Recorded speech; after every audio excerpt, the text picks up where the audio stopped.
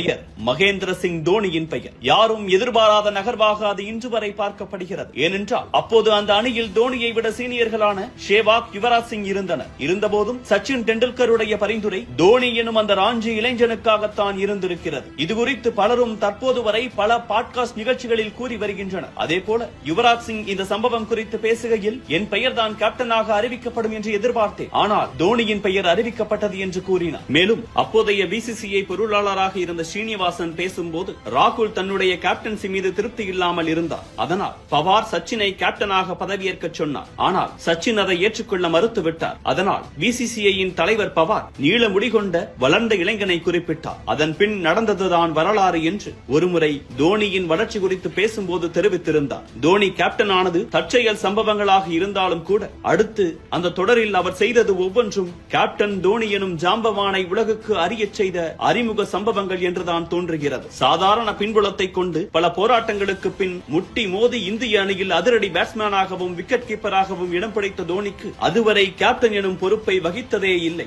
இந்திய அணி இருக்கும் குழுவில் ஸ்காட்லாந்து மற்றும் பாகிஸ்தான் என இரு அணிகளும் இடம்பெற்றிருந்தன. இந்தியா ஸ்காட்லாந்துடன் விளையாடிய முதல் போட்டி மழையினால் ரத்தானது. இரு அணிகளுக்கும் தலா ஒரு புள்ளி கொடுக்கப்பட்டது. அடுத்த போட்டி பாகிஸ்தானுடன் கட்டாயம் வெற்றி பெற்றாக வேண்டும் என சூழல். அப்படி இருக்கையில் முதலில் பேட்டிங் ஆடிய இந்தியா 9 விக்கெட் இழப்புக்கு 141 ரன்கள் மட்டுமே பெற்றிருந்தது. குறைவான இலக்காக பாகிஸ்தானுக்கு இருந்தாலும் இந்திய பவுலர்களும் தோனியின் கேப்டன்சியும் நெருக்கடிகளை உருவாக்கின. 20 ஓவர்கள் முடிவில் 141 ரன்கள் மட்டுமே பாகிஸ்தானால் பெற முடிந்தது. போட்டி சமனில் முடிந்தது. இதனால் யாரும் மதுவரை பார்த்திடாத பவுல் அவுட் முறை வெற்றியை தீர்மானிக்க இருந்தது. தோனி ஸ்டம்பிற்கு பின் நேராக தன்னை பொசிஷன் செய்து கொண்டார். அதனால் பவுலர்கள் எளிதில் ஸ்டம்பை குறிவைத்து போல் செய்ய முடியும் எனும் அவருடைய யோசனை பலரையும் ஈர்த்தது. அதில் இந்தியா வெற்றியும் கண்டது. அடுத்தடுத்து இங்கிலாந்து, தென்னாப்பிரிக்கா, ஆஸ்திரேலியா என பெரிய ஜாம்பவான்கள் நிறைந்த அணியிடம் வெற்றியை சுவைத்துக் கொண்டே இறுதிப் போட்டிக்குள் இந்தியா நுழைந்தது. மீண்டும் பாகிஸ்தானுடன் மோத வேண்டிய சூழல். இந்த அணி பாகிஸ்தானுடன் மண்ணை கவ்வும் எனும் அளவிற்கு